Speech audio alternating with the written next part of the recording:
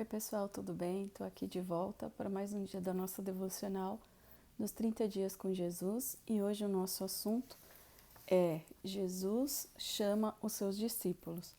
Nós temos aqui algumas referências bíblicas que está em Lucas 5, do versículo 1 ao 11, depois do capítulo 6, do versículo 12 ao 16, e também uma referência em João, capítulo 1, do versículo 35 ao 51. Então aqui, Jesus, ele está, depois que ele foi tentado, que ele inicia o seu ministério, que ele começa algumas curas, aí a multidão segue ele, né? E ele entra num barco e pede para afastar esse barco para que ele possa pregar o evangelho de dentro do barco para a multidão não estar sufocando, né? Ele assim. E esse barco é de Pedro, né? Ah, e é engraçado que assim, quando ele chega nesse barco, esses pescadores tinham acabado de voltar do mar e eles não tinham pescado nada, né?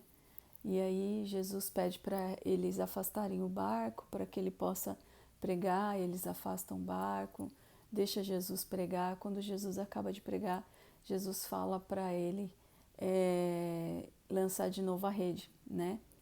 E eles, como pescadores experientes, eles viviam disso, né? Eles sabem que eles já lançaram a rede antes, que a noite é melhor para pescar, e eles, né, sabem que humanamente não era o melhor momento nem o melhor lugar para pescar, mas baseado na palavra de Jesus, eles vão lá e jogam as redes. E eles pescam uma quantidade muito grande de peixe que ele precisa pedir ajuda para um barco que está próximo, né? Então, primeiro, além de ser o início do chamamento dos discípulos, porque é a partir dali que Pedro e seu irmão André começam a seguir Jesus, né? São os primeiros discípulos. Uma coisa que me chama a atenção nesse texto de Lucas 5 é que tudo que a gente faz, né, para Deus, de alguma maneira a gente vai ter uma recompensa, uma restituição daquilo que a gente ofertou para Deus, né? Então, eles ofertaram aquela segurança de levar o barquinho para que Jesus pudesse pregar, né? E aí eles colheram, né, umas centenas de peixes, né? Que precisaram até pedir ajuda. Então, que eles pescaram num lugar que eles já tinham passado a noite e não tinham conseguido pescar nada, né? Então isso mostra assim como Deus sempre retribui para nós, né? Mas esse é um parênteses aqui abrindo nos nossos 30 dias com Jesus, né? Depois, né? No dia seguinte, Jesus, que está aqui na parte do capítulo 6, do 12 ao 16, né? Naqueles dias retirou-se para o monte a fim de orar e passou a noite orando a Deus. Quando amanheceu, chamou a si os seus discípulos e escolheu 12 entre eles, os quais deu o nome também de apóstolos, né? Simão, a quem acrescentou o nome de Pedro, e André, seu irmão, Tiago e João, Felipe e Bartolomeu, Mateus e Tomé, Tiago, filho de Alfeu, e Simão, chamado Zelote, Judas, filho de Tiago, e Judas Iscariote, que se tornou o traidor. Uma outra coisa ainda do capítulo anterior é que depois de pescar, né, tudo aquilo que eles conseguiram, né, depois que Jesus entrou no barco deles, Pedro ele ficou assim surpreso, maravilhado, né, daquela pescaria e pediu perdão, né, a Jesus, né. E aí Jesus fala que ele se tornaria pescador de homens, né. Legal é que aqui na minha Bíblia de estudo, a palavra grega para pescador que está nessa passagem significa capturar algo vivo. Então, o seu tempo de verbo, né, sugere uma ação contínua. Então, daquele momento em diante, Pedro e os outros deveriam ser continuamente devem capturar pessoas, né? Então, esse pescador de pessoas, né, pescador de almas, resgatar essas pessoas, né, para Jesus. Quando os discípulos são escolhidos, ali na parte de João,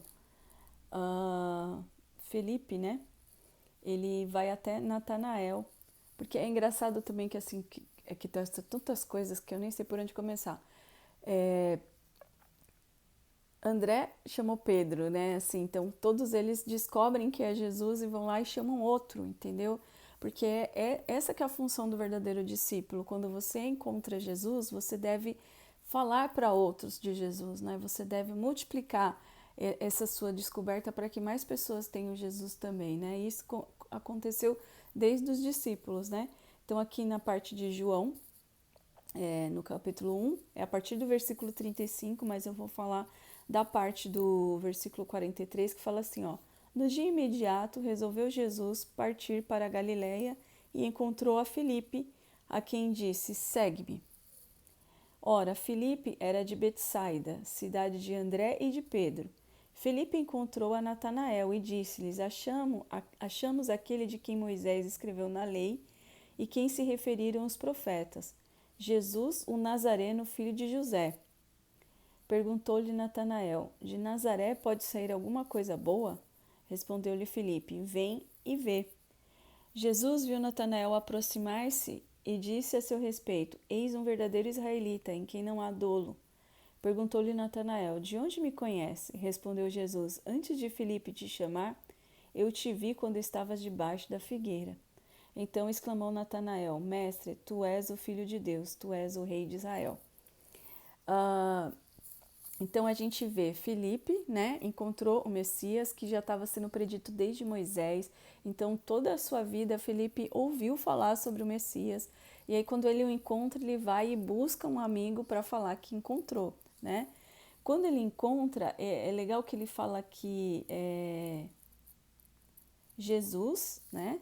Jesus, o Nazareno, que diz que ele veio de Nazaré, né? Filho de José. Aquilo que lá na terra de Jesus, o fato dele ser filho de José trouxe uma certa incredulidade das pessoas. Aqui, Filipe, ele fala, mas como se falasse assim, poxa, ele é filho de José e é Jesus, entendeu? De um outro sentido, né? Então é bem bacana. Quando Natanael fala aquela questão de Nazaré pode vir alguma coisa, não é que ele está insultando Nazaré, né? É que ele sabe que Nazaré, tá falando assim, ó, ele sabe que Nazaré parece muito obscura e, além do mais, não é um lugar de nascimento profetizado do Messias.